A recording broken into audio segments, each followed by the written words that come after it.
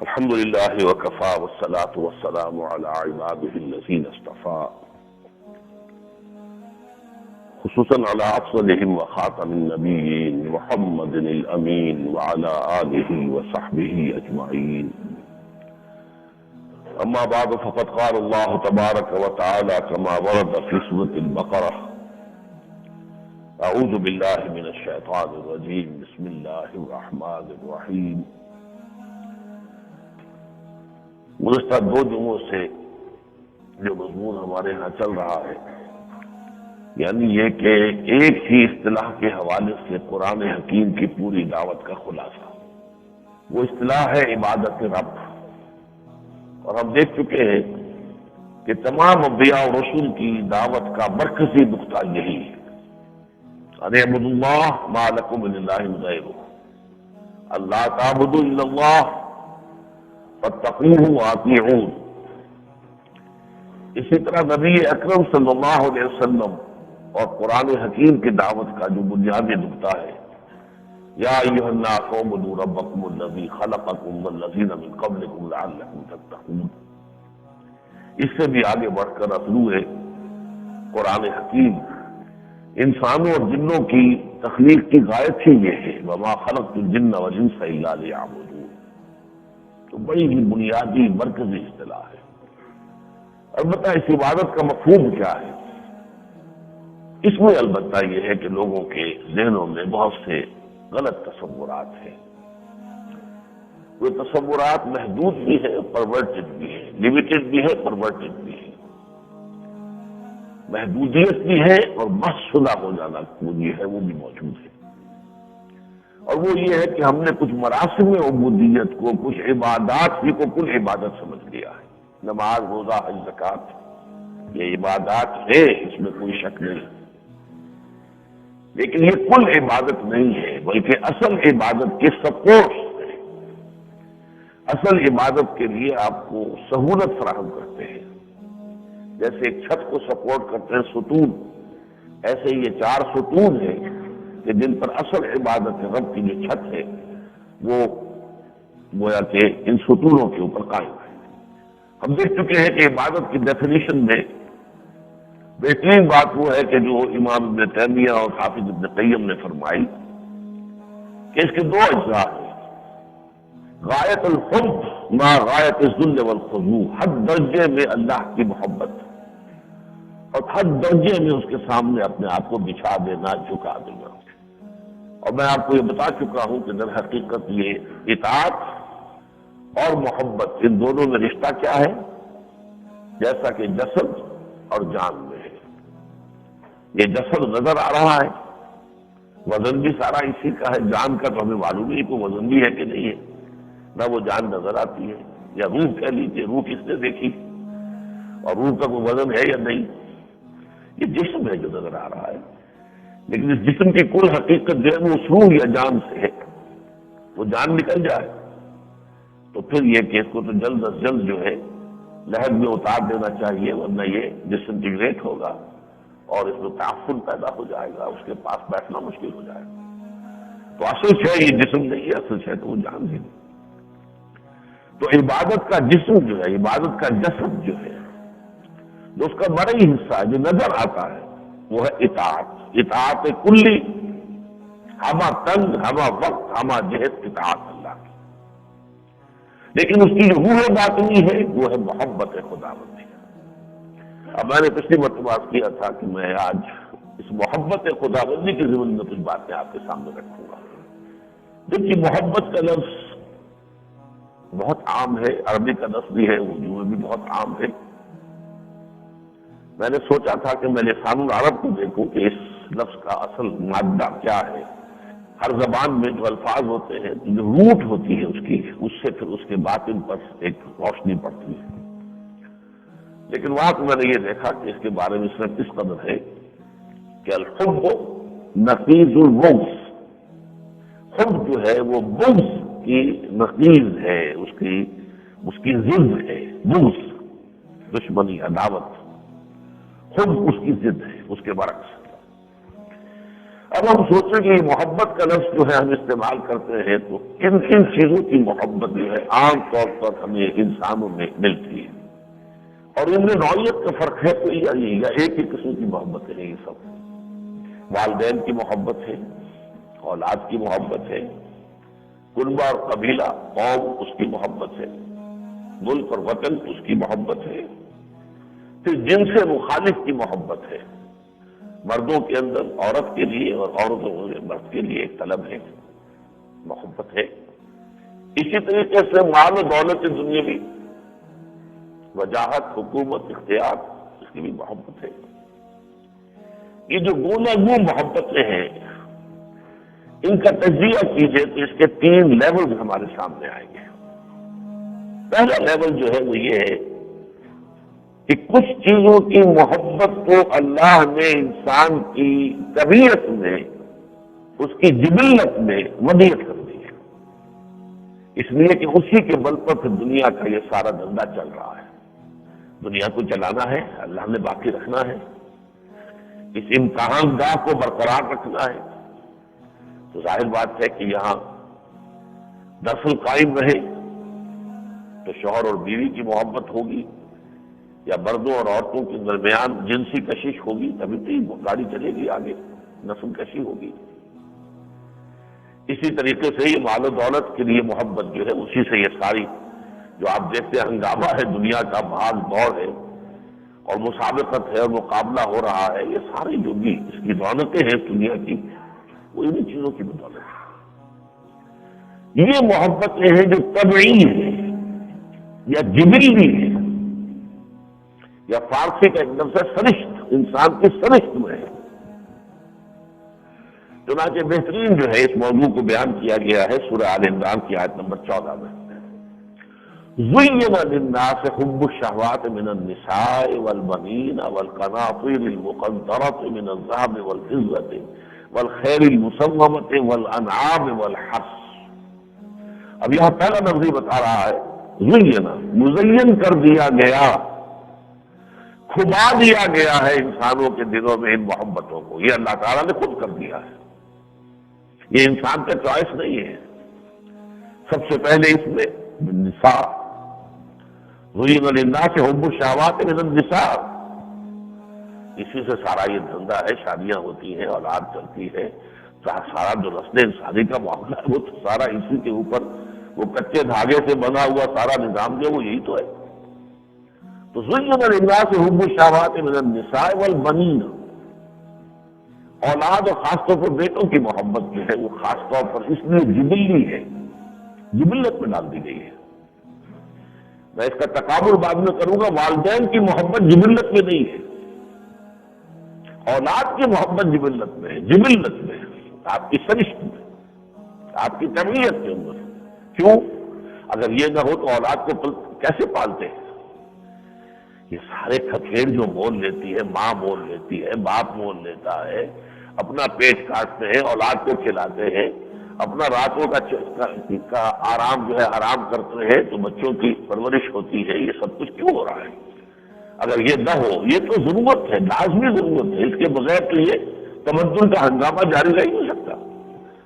لہذا اولاد کی محبت جبلی محبت ہے، یہ انسان کی طبع میں ودیعت کر دی گئی ہے۔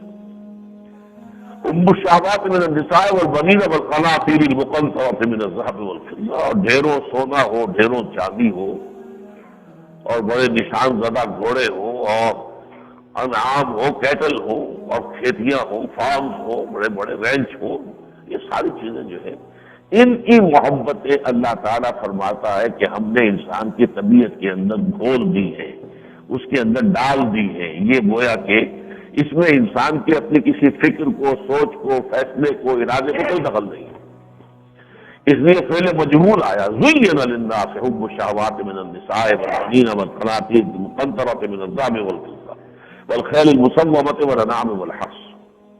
یہاں 6 محبتیں آئی ہیں، اور سورہ توبہ کی آیت نمبر 24 میں 8 محبتیں آئی ہیں۔ قُلْ إِنْ كَانَ آبَاؤُكُمْ وَأَبْنَاؤُكُمْ وَإِخْوَانُكُمْ وَأَزْوَاجُكُمْ وَعَشِيرَتُكُمْ وَأَمْوَالٌ اقْتَرَفْتُمُوهَا وَتِجَارَةٌ تَخْشَوْنَ كَسَادَهَا وَمَسَاكِنُ تَرْضَوْنَهَا احب الیکم من اللہ ورسولہ وجہاد فی سبیلہ فتربصوا حتی یاتی اللہ بامرہ واللہ لا یہدی القوم الفاسقین۔ اے نبی ان سے کہہ دیجئے کہ لوگوں دیکھو، اگر تمہیں اپنے باپ اور اپنے بیٹے اور اپنے بھائی اور اپنی بیویاں یا بیویوں کے لیے ان کے شوہر اور اپنے رشتہ دار ان میں قبیلے کے لوگ اور وہ مال جو تم نے بڑی محنت سے جمع کیے ہیں اور وہ تجارت کے جس طرح تمہیں کساد کا اندیشہ رہتا ہے، ریسیشن نہ ہو جائے، کہ مندہ نہ ہو جائے، مارکیٹ جو ہے وہ کہیں نیچے نہ چلی جائے، اور وہ محل جو تم نے بنائے ہیں، حویلیاں بنائی ہیں، تم نے بڑی کوٹھیاں بنائی ہیں جو تمہیں بہت پسند ہے، یہ 8 محبتیں جو ہیں اگر 3 محبتوں سے زیادہ ہو گئی تمہارے دل میں، اللہ کی محبت، رسول کی محبت، اللہ کے راہ میں جہاد کی محبت، ان 3 محبتوں کو ایک پلڑے میں ڈالو، ان 8 محبتوں کو دوسرے پلڑے میں ڈالو۔ اگر یہ 8 والا جھک گیا تو جاؤ دفع ہو جاؤ، وہاں بیٹھو انتظار کرو ہمارے فیصلے کا۔ اللہ ایسے فاسقوں کو، ایسے ناہنجار لوگوں کو ہدایت نہیں دیتا۔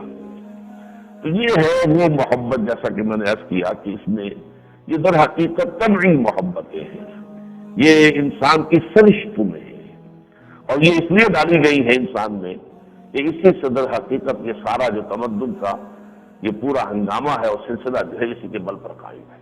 اب اس سے آگے آئیے، دوسری سطح ہے جس کا تعلق انسان کے فکر سے، احساسات سے ہے، اور ایک خاص جو انسان کے اندر وصف ہونا چاہیے اگر اس کی فطرت پرورٹڈ نہیں ہے، اگر وصف نہیں ہوئی ہے فطرت، تو ہر محسن کے لیے اس کے دل میں جذبہ تشکر کا پیدا ہونا ضروری ہے۔ اب یہ 2 چیزیں ہیں، اگر فطرت صحیح ہے، اپنی صحت پر برقرار ہے، تو اس کا لازمی تقاضا یہ ہے کہ کوئی آپ کے ساتھ بھلائی کرے، نیکی کرے، آپ پر احسان کرے، تو اس کے لیے آپ کے دل میں ایک خاص قسم کا اب تشکر، امتنان، جو بھی آپ اسے کہیں، ایک جذبات ہے جو ابھرتے ہیں، پھر آپ زبان سے ان کو ادا کرتے ہیں، آپ کا شکریہ، آپ کی مہربانی، آپ نے میرے لیے بڑی دقت اٹھائی ہے، تکلیف اٹھائی ہے، اور پھر یہ کہ اس نعمت کا حق ادا کرتے ہیں۔ تو یہ جو جذبہ ہے، یہ جب انسان کے اندر تشکر کا جذبہ گاہا ہوتا ہے تو اس کی بنیاد پر ایک محبت وجود میں آتی ہے۔ یہ ہے انسان مندی کی بنیاد پر محبت۔ اس کا تعلق انسان کی طبع سے نہیں ہے، اس کی جبلت سے نہیں ہے، فطرت سے ہے، اور فطرت جو ہے اس کے ساتھ عقل سے ہے کہ وہ اپنے محسن کو پہچانے، اپنے منعم کا ادراک کرے اور اس کا شکر ادا کرے، اور اس کے شکر ادا کرنے میں وہ محسن ہوتا ہے جس کا احسان کا آپ بدلہ چکا سکتے ہیں۔ ایک محسن وہ ہے جس کے احسان کا آپ بدلہ چکا ہی نہیں سکتے، تو اس کا کیا کریں گے؟ تو اس سے ایک شدید محبت اور پھر اس سے ایک عبادت کا جذبہ ابھرتا ہے۔ یہ دونوں چیزیں جو نوٹ کر دیجئے، یہ قرآن کے حکمت اور فلسفے کا ایک اہم موضوع ہے۔ یہ سورج کو کیوں پوجا لوگوں نے سمجھا یہ ہمارا سارا دھندا دنیا کا اسی سے چل رہا ہے، اسی کی حرارت سے ہماری فصلیں پکتی ہیں، اسی کی وجہ سے یہ جو بخارات اٹھ رہے ہیں سمندر سے، جو بادل بن کر آتے ہیں، بارش برستی ہے، یہ سارا دھندا سورج کی وجہ سے ہے نا۔ تو یہ سارے ہم وہ احسان مندی کے جذبات ہیں سورج کے۔ اب اگر کسی انسان نے آپ پر کوئی احسان کیا تو آپ اس کا کوئی نہ کوئی بدلہ چکانے کی کوشش کرتے ہیں، لیکن سورج کا کیا بدلہ چکائیں گے آپ؟ لہٰذا سورج کے سامنے ہاتھ جوڑ کر کھڑے ہو گئے، ڈنڈوت کر رہے ہیں، بس یہ گویا کہ یہ اس کی احسان مندی کا، جذبہ تشکر کا اظہار ہو رہا ہے۔ تو یہ محبت اور یہ عبادت جو ہے، اس کا تعلق ہے انسان کی عقل سے، فکر و نظر سے، اور اس کی فطرت کی درستی سے۔ اس میں سب سے بڑا اور سب سے اہم جو آتا ہے معاملہ، اور سب سے بنیادی، وہ والدین کا ہے۔ والدین کی محبت کس کھاتے میں آئے گی؟ والدین کی محبت جبلی نہیں ہے، جبلی محبت اولاد کی ہے، وہ نہ ہو تو اولاد کی پرورش نہیں ہو سکتی۔ والدین کی محبت جبلی نہیں ہے، یہی وجہ ہے قرآن مجید میں یا حدیث میں کہیں آپ کو اولاد سے محبت کرنے کی تلقین نہیں ملے گی، لیکن حدیث میں والدین سے محبت کی تلقین مل جائے گی۔ تلقین اسی سے کی جاتی ہے جس کا تقاضا آپ کے اپنے نفس میں موجود نہیں ہے۔ یہ جو فرمایا گیا، 2 ہی چیزیں ہیں کہ جن کا صرف دیکھنا بھی عبادت کے درجے میں آ جاتا ہے، بہت بڑا ثواب۔ ایک خانہ کعبہ ہے، آدمی بیٹھا رہے، بیٹھ کر دیکھتا رہے، طواف کر رہا ہے تو اور اس کا ثواب اضافی ہو جائے گا، لیکن صرف بیٹھ کے دیکھ رہا ہے تعظیم عظمت بھرے انداز میں، یہ بھی عبادت ہے اور اس کا بھی آپ کو علم ملے گا۔ اسی طرح بوڑھے والدین کو محبت بھری نگاہ سے دیکھنا بہت بڑے اجر و ثواب کا بوجھ، یہ وہ احسان مندی کا جذبہ ہے۔ کما ربیانی صغیرا وقل رب ارحمہما کما ربیانی صغیرا، کہا کرو میرے پروردگار میرے والدین پر رحم فرما جیسے کہ انہوں نے مجھے پالا پوسا تھا جبکہ میں چھوٹا سا تھا۔ اب میں ان کے احسانات کا بدلہ نہیں چکا سکتا، بہرحال جس پر بھی خدمت ہو سکتی ہے انسان کرتا ہے، سلیم الفطرت انسان ہوتا ہے، والدین کا پاس اسے ہوتا ہے، ادب کرتا ہے، جو بھی بڑھاپے میں خدمت کر سکتا ہے کرتا ہے۔ بہت سے ایسے لوگ بھی ہوتے ہیں جو پرواہ نہیں کرتے، لیکن جن میں ذرا بھی فطرت کے اندر ان کے سلامتی ہوگی، بھلائی ہوگی، نیکی ہوگی، وہ بہرحال والدین کا پاس کریں گے، ان کا حق ادا کریں گے، لیکن کتنا کریں گے؟ جو انہوں نے مشقتیں جھیلی ہے تمہیں پالنے پوسنے میں، اس کا تو اسے پھر بھی تمہارے لیے ممکن نہیں ہے کہ تم جواب دے سکو اور بدلہ دے سکو۔ لہذا گھٹنے ٹیک کر اللہ سے دعا کرو، پروردگار میں ان کے احسانات کا بدلہ نہیں چکا سکتا، تو ہی میری طرف سے میں تجھ سے درخواست کر رہا ہوں کہ ان پر رحم فرما جیسے کہ انہوں نے مجھے پالا پوسا جب میں چھوٹا سا تھا۔ دیکھیے یہ ہے انسان کے اس عقل کے سفر کا جو آغاز ہوتا ہے، تو سب سے پہلے بچپن میں آدمی کو اور کچھ احساس نہیں، سورج سے مجھے کیا فائدہ پہنچ رہا ہے اسے پتہ ہی نہیں، یہاں سے کھیتوں سے مجھے کیا فائدہ پہنچ رہا ہے اسے پتہ ہی نہیں، اسے پتا ہے ماں اور باپ، انہی کا ساری محبت جو ہے وہ انہی دو کے اوپر آ کر مرکوز ہو جاتی ہے۔ لیکن جیسے جیسے انسان کے شعور کا دائرہ وسیع ہوتا ہے تو اسے سب سے پہلے محسوس ہوتا ہے کہ نہیں میرے والدین ہی نہیں ہے، میرا کنبہ قبیلہ ہے، میرے چچا بھی ہیں، میرے فلاں بھی ہیں، وہ بھی محبت کرتے ہیں، اور جس کو قرآن میں کہا گیا وہ فصیلت التی تؤوی، کوئی اگر کٹھن میں کام پڑتا ہے تو پھر یہی کنبے قبیلے والے مدد کرتے ہیں، یہی پناہ گاہ بن جاتے ہیں لوگوں کی، لہذا ان کے لیے بھی ایک محبت کا احسان مندی کا جذبہ۔ اس سے آگے بڑھیے تو قوم اور وطن اور ملک اس کی سرزمین ہے، یہ مادر وطن، اس لیے ماں اسے کہا گیا مادر وطن۔ جس طرح ماں پالتی ہے اپنی گود میں بچے کو، ایسے ہی وطن کی سرزمین جو ہے ہمیں پال رہی ہے، یہی سے ساری غذا ہماری نکل رہی ہے اور آ رہی ہے اور اس کی گود میں ہے۔ اس سے بھی آگے بڑھ کر پھر پورا کائناتی سلسلہ جو ہے ربوبیت کا، جیسا کہ میں نے اس کیا سورج ہے، چاند ہے، سخر لکم ما فی السماوات و ما فی الارض، یہ سب تمہارے لیے ہم نے مسخر کر دیے ہیں، تمہاری ضروریات کی بہم رسانی ہو رہی ہے، یہ سورج لگا ہوا ہے تمہاری چاکری میں، چاند لگا ہوا ہے تمہاری ضرورتیں پوری کرنے میں، یہ ہوائیں چل رہی، سب کیا ہے؟ یہ پورا کائنات کا سلسلہ ہے جس سے میری پرورش ہو رہی ہے۔ تو وہ جو والدین کے لیے ایک جذبہ امتنان و تشکر اور احسان مندی تھا شروع میں، ابھی اس کا اپنا شعور کا دائرہ اتنا محدود تھا کہ وہ پورا کا پورا جذبہ تشکر جو ہے وہ ایک دائرے میں محدود تھا، رفتہ رفتہ رفتہ رفتہ اس دائرے میں وسعت پیدا ہوتی ہے، کنبہ، قبیلہ، قوم، ملک، وطن، سرزمین، پھر یہ کہ پورا کائناتی سلسلہ جو ہے اس ربوبیت کا۔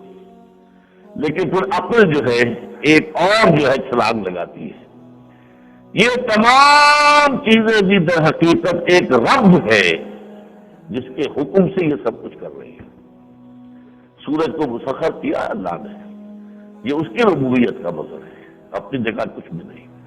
چاند کو مسخر کیا اللہ نے، یہ اس کی ربوبیت کا مظہر ہے، پھر نفس سے کچھ بھی نہیں۔ گویا کہ پورا کائنات کا سلسلہ، بلکہ یہاں تو آ کر یہ بات بھی انسان کو منکشف ہو جاتی ہے کہ والدین کی دلوں میں بھی محبت ڈالی تھی اللہ نے، جس کی وجہ سے انہوں نے پالا پوسا ہے اور مشقت جو جھیلی ہے ہمارے لیے، یہ ساری چیزیں جو ہے تو مرکوز ہو جاتی ہے ذات باری تعالیٰ پر جا کر۔ جب یہاں تک بات پہنچ گئی تو اب محبت کا مرکز، اصل مرکز، فوکس وہ ذات باری تعالیٰ بن جائے۔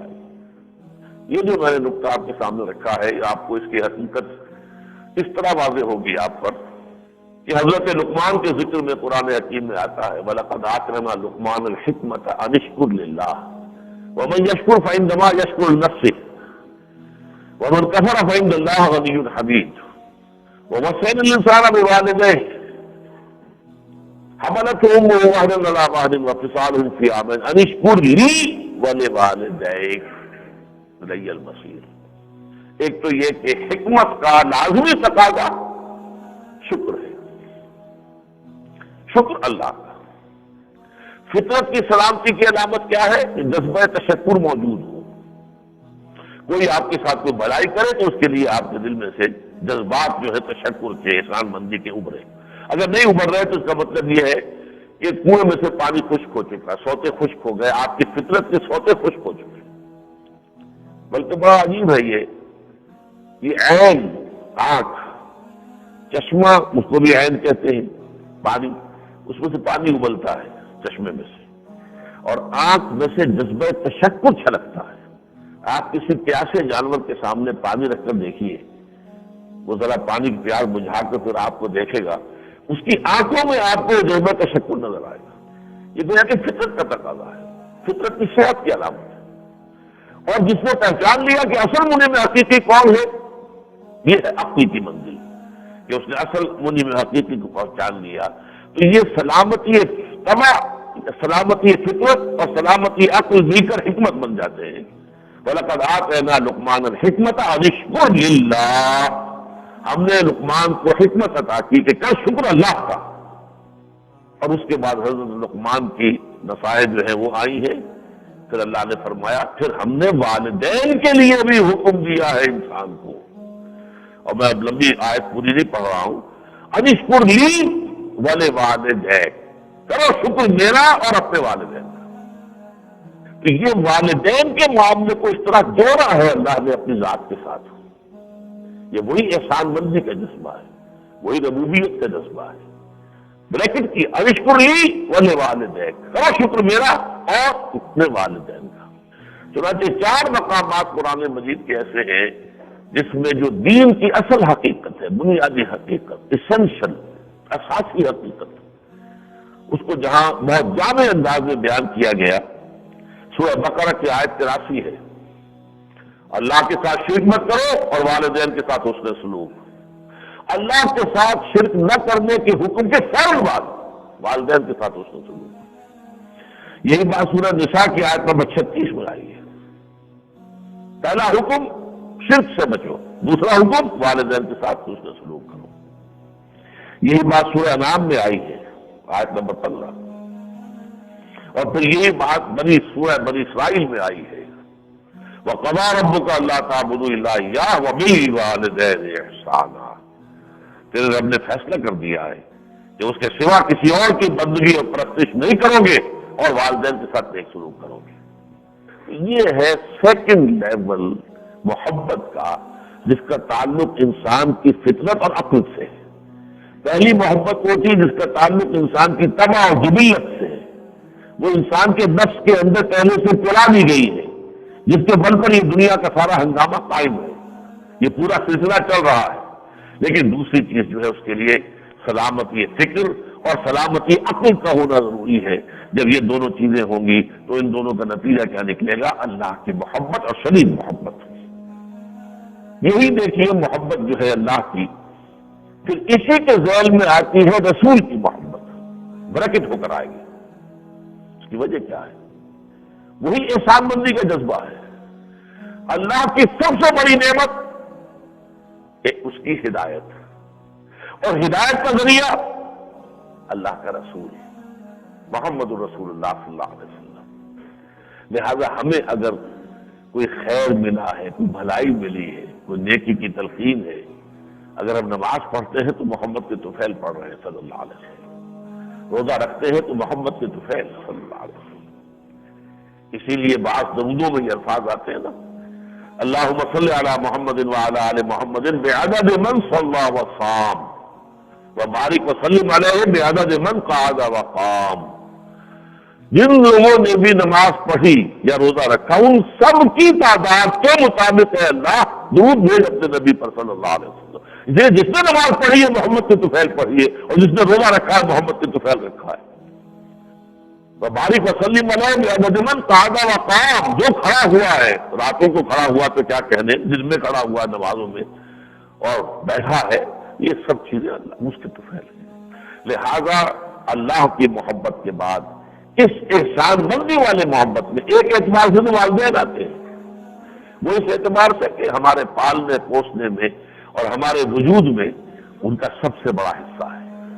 لیکن پھر نعمتیں، ظاہر بات ہے کہ یہ جو اللہ کی محبتیں کیسے پیدا ہوگی اس کو بھی نوٹ کر دیجیے۔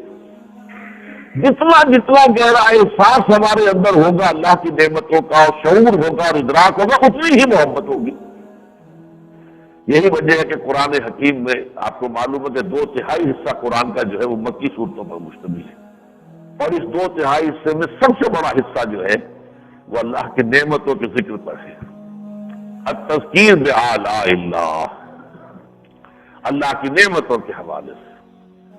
فَبِأَيِّ آلَاءِ رَبِّكُمَا تُكَذِّبَانِ، تم اپنے رب کی کون کون سی نعمتوں کو جھٹلاؤ گے؟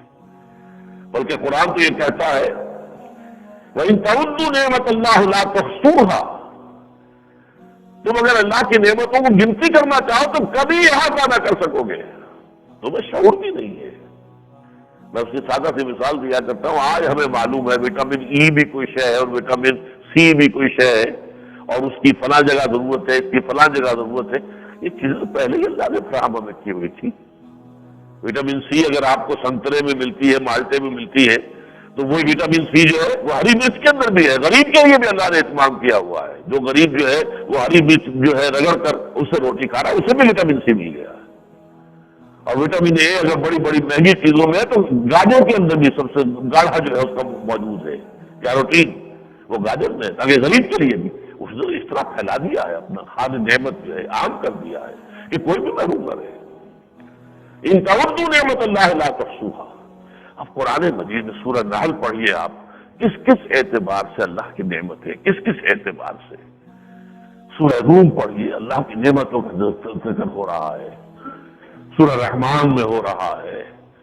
سورہ انعام پڑھیے، التذکیر بآلاء اللہ پر بہت بڑی صورت ہے، عظیم ترین صورت تو میرے نزدیک اس تذکیر بآلاء اللہ، اللہ کی نعمتوں کے حوالے سے یاد دہانی کرانا، اس کا سب سے جامع صورت قرآن مجید میں سورۃ النحل ہے۔ ان سب کا نتیجہ کیا نکلتا ہے؟ جتنا جتنا آپ میں ادراک و شعور ہوگا اللہ تعالیٰ کی نعمتوں کا، اتنا ہی آپ کے اندر احسان مندی کا جذبہ ابھرے گا، اتنی ہی گہری محبت اللہ کے لیے آپ کے اندر پیدا ہو جائے گی۔ یہی وجہ ہے کہ قرآن مجید کا پڑھنا، اس میں غوطہ زنی کرنا، اسے حفظ جان بنانا، اس کی تلاوت کو جو ہے مستقل اپنے معمولات میں شامل کرنا، یہ ساری چیزیں ہیں کہ جس کے نتیجے میں پھر وہ محبت پیدا ہوگی جو اصل روح ہے عبادت کی۔ ورنہ یہ ہے کہ اگر صرف اطاعت ہو رہی ہے، ایک میکینیکل پروسیس ہے، ایک مشین ہے چل رہی ہے، اطاعت ہو رہی ہے، اس میں اگر وہ محبت کی چاشنی نہیں ہے تو پھر یہ وہ عبادت نہیں ہے کہ جو مطلوب ہے۔ غایت الحب مع غایت الذل والخضوع، کتنی مرتبہ قرآن میں آیا ہے وَاذْكُرُوا نِعْمَتَ اللَّهِ عَلَيْكُمْ، یاد کیا کرو اللہ کی نعمتوں کو اپنے اوپر، گنا کرو کبھی کبھی بیٹھ کر، سوچا کرو کیا کیا نعمتیں اللہ نے تمہیں دی ہے۔ اس لیے کہ جتنا استحضار ہوگا اللہ کی نعمتوں کا، اتنا ہی احسان مندی کا جذبہ ابھرے گا، اتنی ہی محبت آپ کے دل میں پیدا ہوگی جو روح ہے آپ کی عبادت کی۔ اس کے بعد جیسا کہ میں کر رہا تھا کہ ایک اعتبار سے تو اللہ کی محبت کے ساتھ والدین کی محبت آ گئی، لیکن اس کے لیے آتا ہے احسان، بھلائی۔ والدین کا اتباع نہیں، والدین اگر نیک ہے، صحیح راستے پر ہے، ٹھیک ہے اتباع بھی کیجیے، کیا کہتے ہیں۔ شاہ ولی اللہ کے بیٹے ان کے نقش قدم پر چل رہے ہو، اور شیخ احمد سرہندی کے بیٹے ان کے نقش قدم پر چل رہے ہو، کیا کہتے ہیں، نور علی نور۔ لیکن یہ کہ والدین اگر غلط راستے پر ہیں تو آپ ان کی اتباع تو نہیں کریں گے، البتہ یہ کہ ان کے ساتھ پھر بھی حسن سلوک، مشرک والدین کے ساتھ بھی، کافر والدین کے ساتھ بھی بھلائی کا سلوک کرنا، ان کی خدمت کرنا، یہ آپ پر پھر بھی واجب رہے گا۔ وَإِن جَاهَدَاكَ عَلَىٰ أَن تُشْرِكَ بِي مَا لَيْسَ لَكَ بِهِ عِلْمٌ فَلَا تُطِعْهُمَا وَصَاحِبْهُمَا فِي الدُّنْيَا مَعْرُوفًا، اگر وہ تمہیں مجبور کریں کہ تم میرے ساتھ شرک کرو تو ان کا کہنا مت مانو، لیکن دنیا میں ان کے ساتھ بھلے طریقے پر رہو۔ ان کے سامنے کھڑے ہو کر سینہ تان کے بات کرنا نہیں ہے، کندھے جھکا کر رکھو۔ وَاخْفِضْ لَهُمَا جَنَاحَ الذُّلِّ مِنَ الرَّحْمَةِ وَقُلْ رَبِّ ارْحَمْهُمَا كَمَا رَبَّيَانِي صَغِيرًا، ان کے سامنے اپنے بازو، اپنے کندھے جھکا کے رکھا کرو، شفقت کے ساتھ، محبت کے ساتھ۔ دوسری بات میں نے عرض کی کہ دوسرے پہلو سے محبت خداوندی کے ساتھ بریکٹڈ ہے محبت رسول، وہ کس حوالے سے؟ اس لیے کہ اللہ کی نعمتوں میں سب سے بڑی نعمت ہدایت ہے۔ یہ بارہ میں نے عرض کیا ہے کہ یہ تو وہ شے ہے، جیسے کہتے ہیں کہ کوئی شے ایسی بھی ہوتی تھی، کوئی پتھر ہوتا تھا جس سے کوئی چیز بھی مس کر جائے وہ سونا بن جاتی تھی۔ ہوتا تھا یا نہیں ہوتا تھا، لیجنڈری کوئی شے ہے، کہانی والی بات ہے۔ نعمت ہدایت وہ نعمت ہے کہ جو شے اس کے ساتھ جڑ جائے گی نعمت ہو جائے گی، اور جو اس کے بغیر ہے وہ نعمت نہیں ہے۔ صحت نعمت ہے بشرطے کہ ہدایت ہو۔ اگر آپ کو ہدایت حاصل نہیں ہے تو یہ صحت آپ کو گناہوں پر اور زیادہ آمادہ کرے گی، زیادہ سینہ زوری سکھائے گی۔ جسم میں جان ہے، طاقت ہے، اگر ہدایت سے بے نصیب ہے، ایسا نہیں ملا ہے، تو یہ جو صحت ہے آپ کی، یہ آپ کے لیے وبال بن جائے گی۔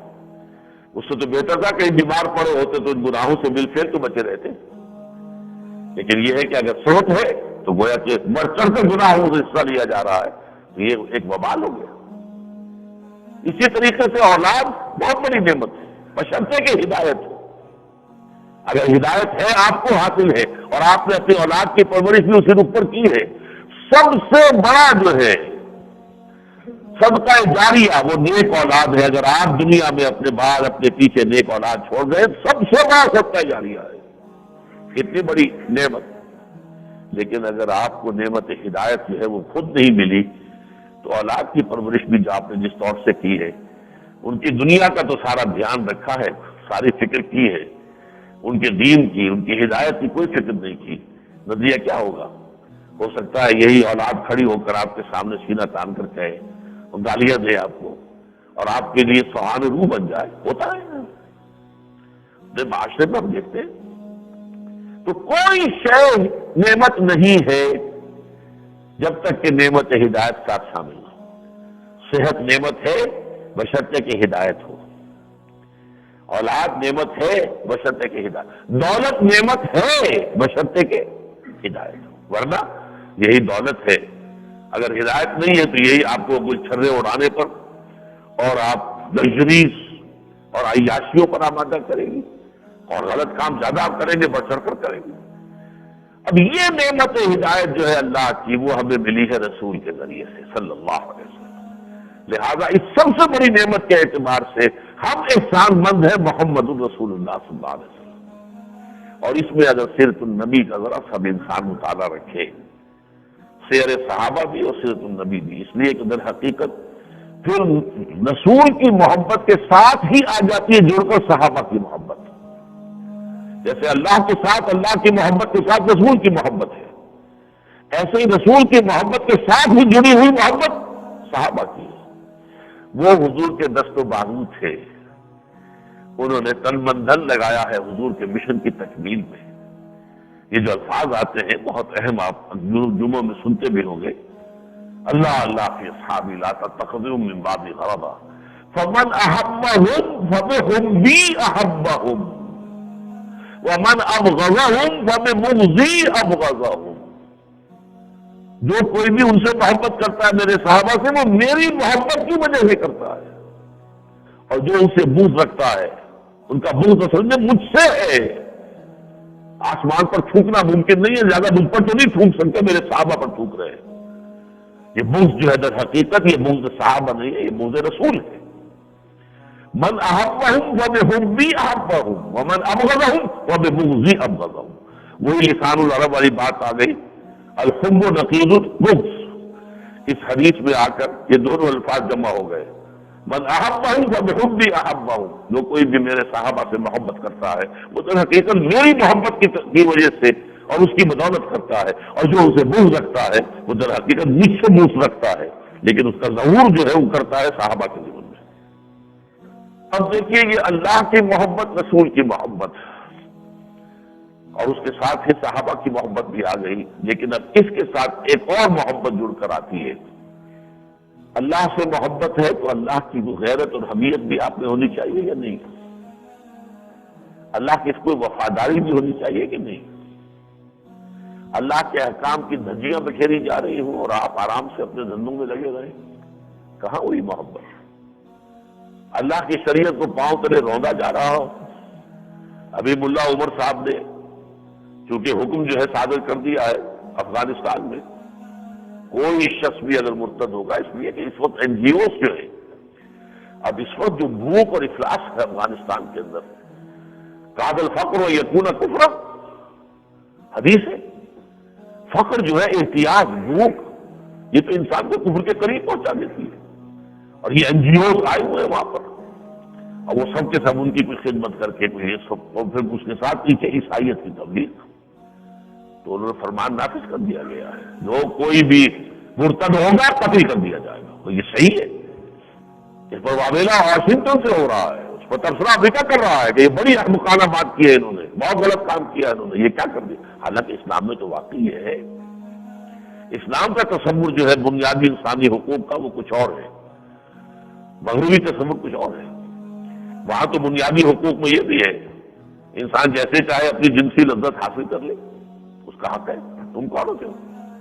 مرد سے جنسی لذت حاصل کرنا چاہے کرے، حق ہے اس کا، تم کو بیچ میں آنے والے ہیں۔ زنا بالرضا ہے تو سرے سے کوئی جرم ہے ہی نہیں، وہ تو صرف ایک عمر رکھی ہوئی ہے، اس عمر سے کم کے ساتھ اگر کیا گیا ہے تو پھر کوئی شاید تھوڑی سی بہت پکڑ ہو جائے، ورنہ نہیں، کچھ جرم نہیں۔ تو ان کا تصور جو ہے حقوق انسانی کا وہ بالکل مختلف ہے، ہمارا وہ نہیں ہے۔ ہم تو اللہ اور اس کے رسول کی شریعت کے پابند ہیں۔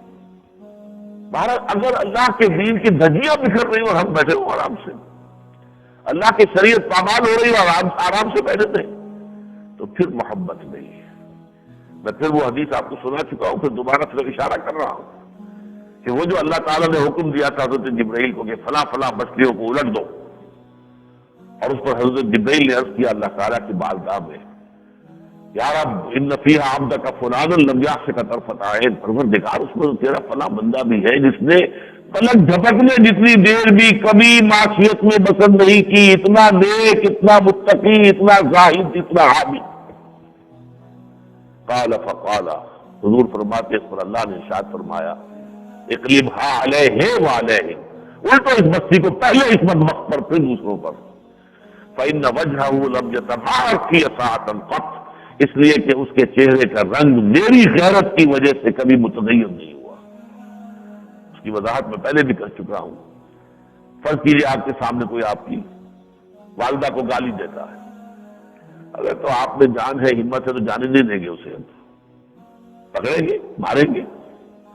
نہیں ہے، فرض کی آپ کمزور ہیں، وہ بہت طاقتور ہیں، تب بھی کم سے کم یہ ہوگا کہ پورے جسم کا خون آپ کے چہرے میں آ جائے گا، رنگ متغیر ہو جائے گا، ہو سکتا ہے آپ اپنی جگہ پر کانپ کر رہ جائیں، لیکن یہ کیفیت تو ہوگی کم سے کم۔ اگر یہ بھی نہیں ہے تو بے غیرت اور بے حمیت انسان ہے۔ تو اللہ تعالیٰ کے ساتھ اگر یہ بے غیرتی اور بے حمیتی ہو، اور اللہ تعالیٰ کے ساتھ اگر وفاداری نہ، وفاداری تو یہ ہے کہ اللہ کی حکومت ہے، اس کے خلاف بغاوت ہے، اس بغاوت کو فروغ کرنا میرا فرض ہے۔ وفادار تو وہی ہوتا ہے، بادشاہ ہے، بادشاہ کی حکومت ہے، آپ اس کے وفادار ہیں، کوئی بغاوت ہو گئی ہے تو اس بغاوت کو فروغ کرنا آپ کا فرض ہے، آپ کی وفاداری کی شرط ہے، اگر نہیں تو پھر آپ وفادار نہیں۔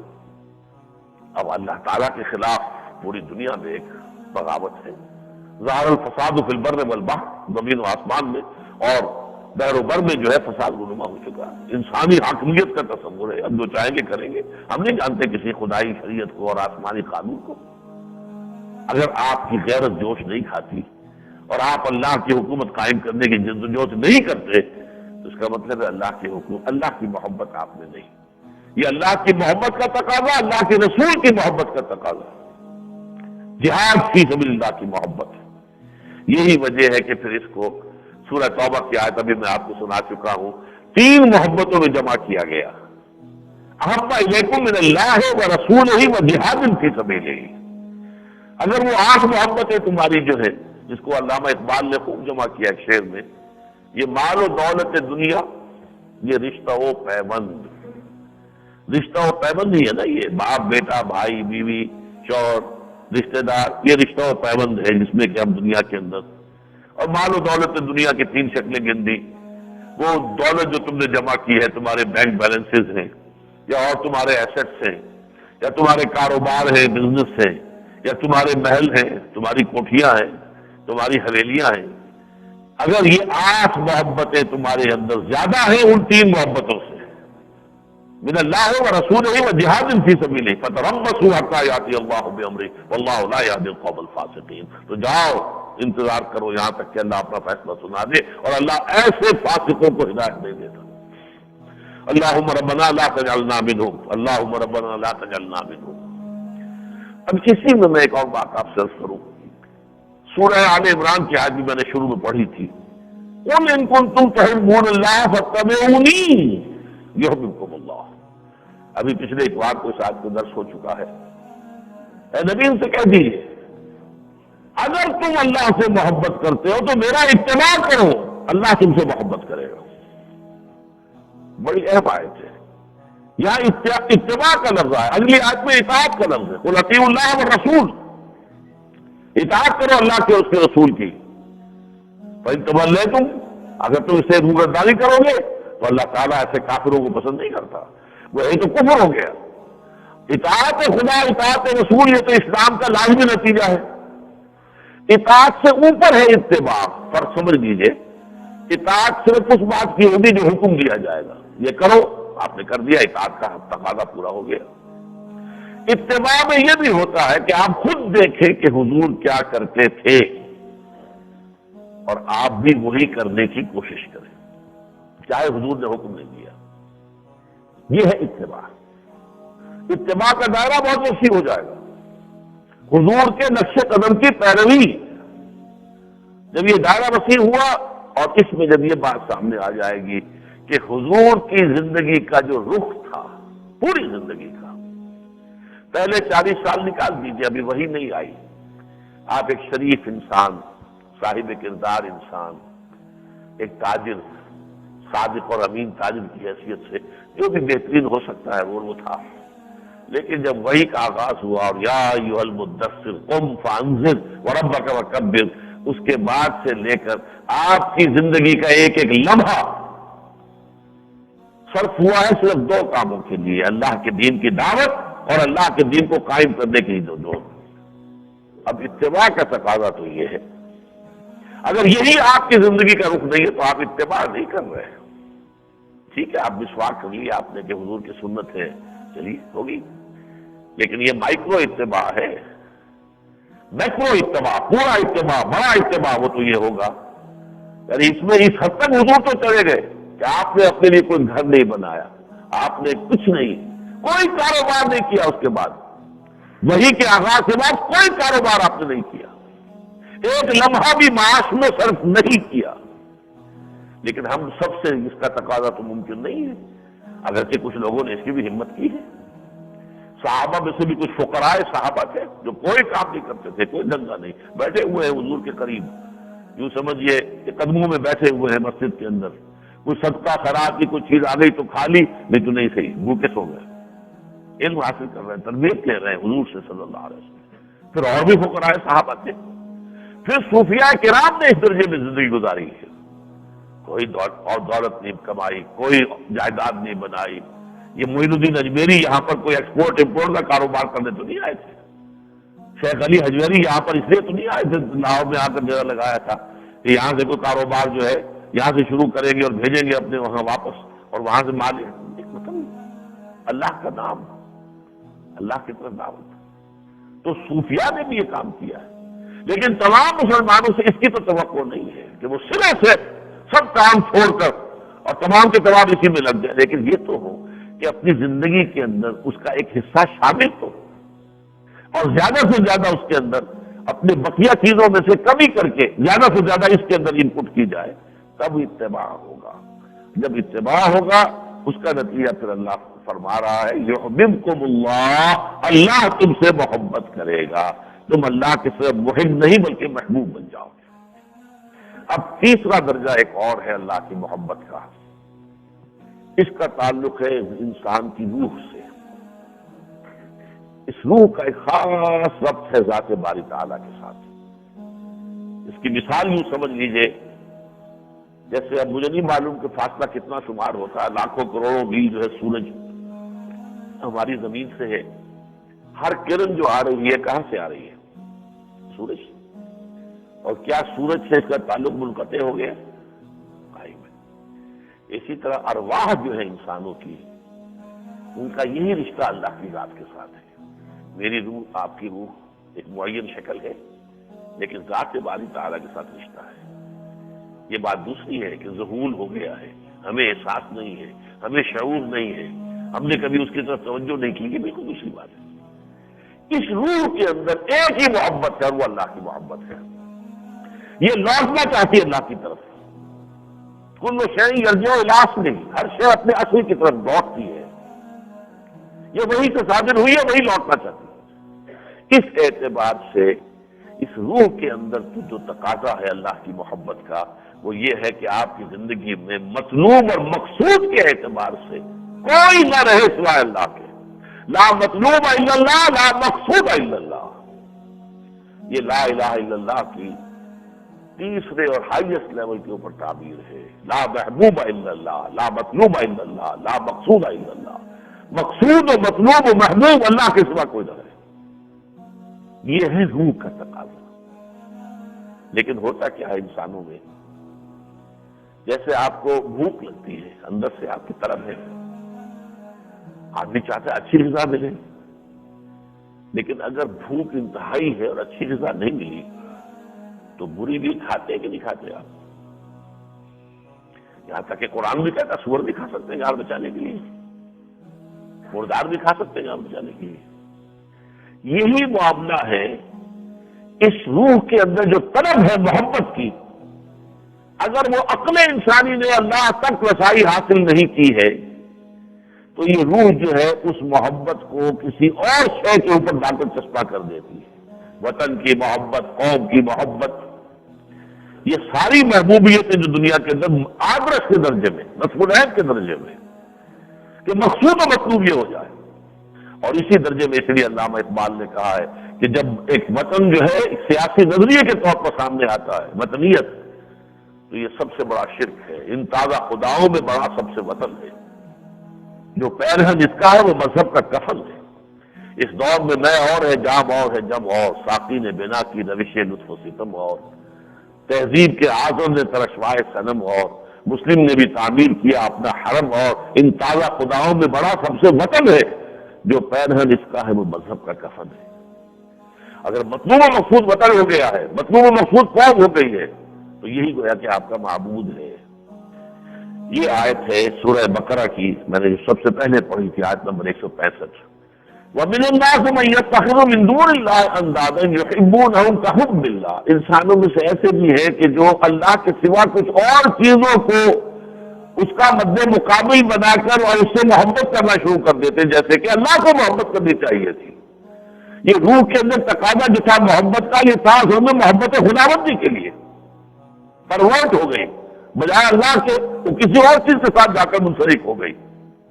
والذین آمنوا اشد حبا للہ، اور جو لوگ ایمان والے ہیں وہ تو سب سے زیادہ شدید ہے اللہ کی محبت میں۔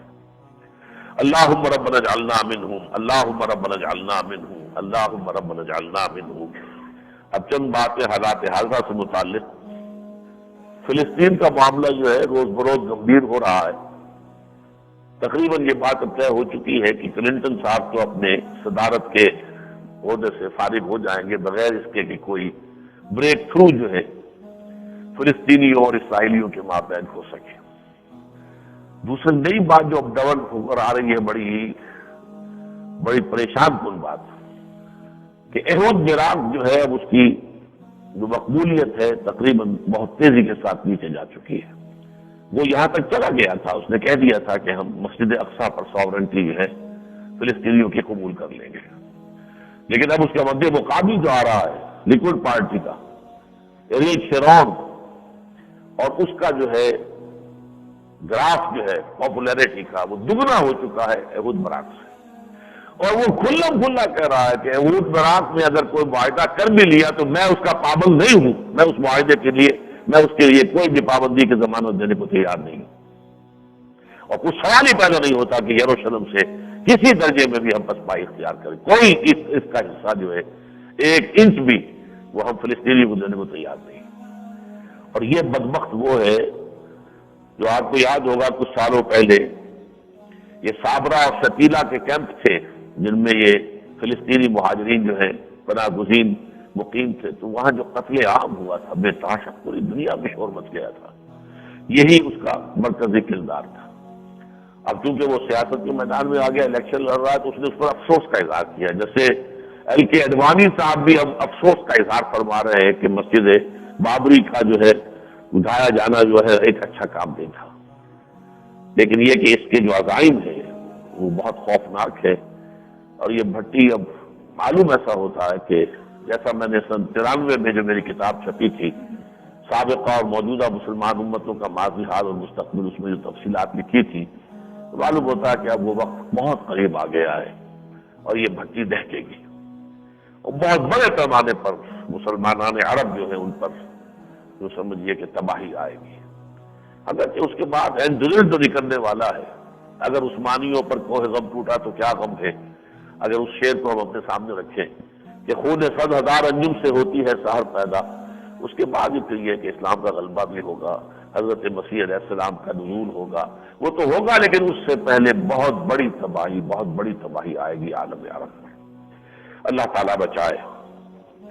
افغانستان پر یونائٹڈ نیشنز کی طرف سے یہ سینکشنز لگ گئی ہیں، بس اب وہ جلدی ہی بالفعل ان کا جو ہے اجرا ہونے والا ہے۔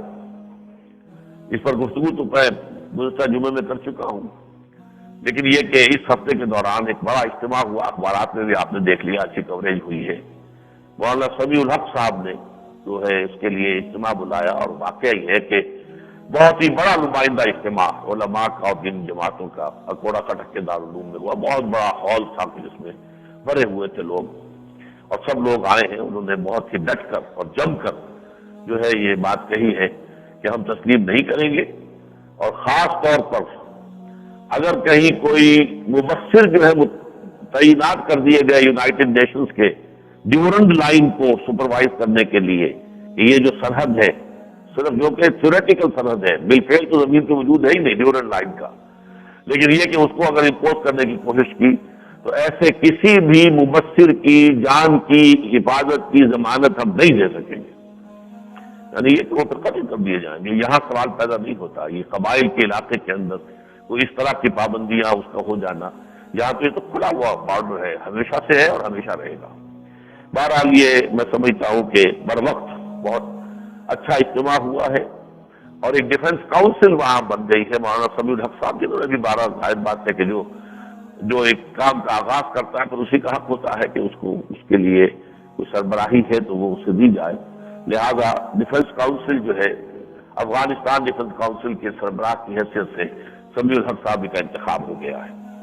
اللہ ہمیں توفیق دے، ہم ہمت کر سکیں اور جو بھی مدد کر سکتے ہیں انفرادی سطح پر، اجتماعی سطح پر، جماعتوں کی سطح پر، جو سرکاری جو بھی کاروباری لوگ ہیں وہ جو مدد کر سکے، جو فلانتھراپسٹ ہیں، جو لوگ مخیر ہیں وہ جو مدد کر سکیں، وہ یہ کام جو ہے ہونا چاہیے۔ ہم نے جو اس اعلان کیا تھا تو جمعے میں اس کے عید کے اجتماع میں بھی ہوا تھا، تو الحمدللہ میں نے اس وقت کہا تھا کہ 10 لاکھ کم سے کم ہونے چاہیے، تو جمعے اور عید کے اجتماع میں 10 لاکھ روپے ہو گئے تھے، بلکہ زائد کچھ زیورات وغیرہ بھی تھے، تو وہ میں پہلی قسط جو ہے 10 لاکھ روپے وہ میں دے آیا ہوں۔ مولانا عبدالسلام ضعیف صاحب ہیں کہ جو اسلام آباد میں سفیر ہیں افغانستان کے، میں خود ان کو جا کر دے کر آیا ہوں، اور ہم نے ابھی اس کے لیے جیسا کہ میں نے اعلان کیا تھا کہ ایک مستقل فنڈ جو ہے ہم نے جاری کر دیا ہے۔ ایک تو یہ کہ اس کا بینک اکاؤنٹ جو ہے کھول دیا گیا ہے، جو صاحب چاہے براہ راست اس اکاؤنٹ کے اندر وہ جو ہے تنظیم اسلامی برائے طالبان، یہ اس کا ہیڈنگ ہے، یعنی ہے تو تنظیم اسلامی کا اکاؤنٹ وہ، لیکن برائے طالبان یہ ایک علیحدہ سے اکاؤنٹ رہے گا، تنظیم کے علیحدہ اپنے دوسرے اکاؤنٹس کے اندر گڑبڑ نہیں ہوگا۔ یہ حبیب بینک ہے گڑی شاہو میں، اس کا سی ڈی، اس کا جو ہے کرنٹ ڈپازٹ اکاؤنٹ 1521 اور -86، یہ انشاءاللہ اگلے آپ جمعے میں اس کے لیے ہم ہیڈ بل سے شائع کر دیں گے، تاکہ یہ جو ہیڈنگ ہے یہ اس کا، اور یہ ندائے خلافت میں بھی شائع کر دیں گے تاکہ سب کو معلوم ہو جائے کہ یہ اس ہیڈنگ کے اندر، اس ہیڈ میں پیسہ جمع کرایا جا سکتا ہے جو حضرات بھی کرنا چاہیں۔ ویسے یہاں مستقل طور پر ہر جمعے میں یہ معاملہ رہے گا کہ ہمارا جو یہاں مکتبہ لگا ہوتا ہے وہاں ایک ذمہ دار آدمی ہوں گے جن کے پاس رسید بک ہوگی، جو صاحب کچھ سائزیبل رقم دینا چاہے اور رسید بھی لینا چاہے، بلکہ میں چاہوں گا کہ وہ رسید لے، وہ تو وہاں پر رسید لے کر پیسے جمع کرا دیں، اور اگر تھوڑے بہت جو ہے جس طرح تو ایک چادر جو ہے وہ بھی رہے گی، تاکہ جو حضرات بھی اپنی اپنی استطاعت کے مطابق، اب 10 20 روپے کی رسید جو ہے وہ تو ایشو کرنا تو ایک بڑا وہ لمبا معاملہ ہو جائے گا، تو وہ اس چادر کے اندر ڈال دے، تو اس کی پھر ہر جمعے میں ایک رسید اس کی ہم کاٹ لیا کریں گے، تو اس طریقے سے یہ حساب جو ہے وہ جاری رہے گا انشاءاللہ تعالی۔ جہاں تک کشمیر کا مسئلہ ہے، اس کے ضمن میں بھی اب آج کی خبر تو یہ ہے کہ شاید وہ 5 حضرات کا ایک وفد معین ہو گیا ہے، لیکن آج پہلی مرتبہ میرے علم میں یہ بات آئی ہے کہ حریت کانفرنس کے ان سربراہ لیڈرز جو ہیں وہ ان میں سب کے سب پاکستان سے الحاق کے قائل نہیں ہیں، بلکہ ان میں غلبہ ان لوگوں کا ہے جو کشمیر کو آزاد رکھنا چاہتے ہیں۔ یہ ایک خطرے کی گھنٹی ہے، اور یہ کہ محسوس ایسا ہوتا ہے کہ وہی امریکہ کی پرانی پالیسی، یہ بڑی حکومتیں اور بڑی طاقتیں جو ہوتی ہیں وہ جیسے سب سے بڑی طاقت جو ہے اللہ کی، واللہ غالب علی امرہ ولکن اکثر الناس لا یعلمون، اللہ تو اپنا جو بھی کام کرنا چاہتا کر لیتا ہے، غالب ہے، لیکن لوگوں کو اس کا اندازہ نہیں ہے۔ تو یہ بڑی حکومتیں اور بڑی طاقتیں جو دنیاوی ہیں، یہ بھی ان کے ہاتھ بڑے لمبے ہوتے ہیں، اور انہوں نے معلوم ہوتا ہے کہ اب کشمیر میں وہ فضا ہموار کر لی ہے۔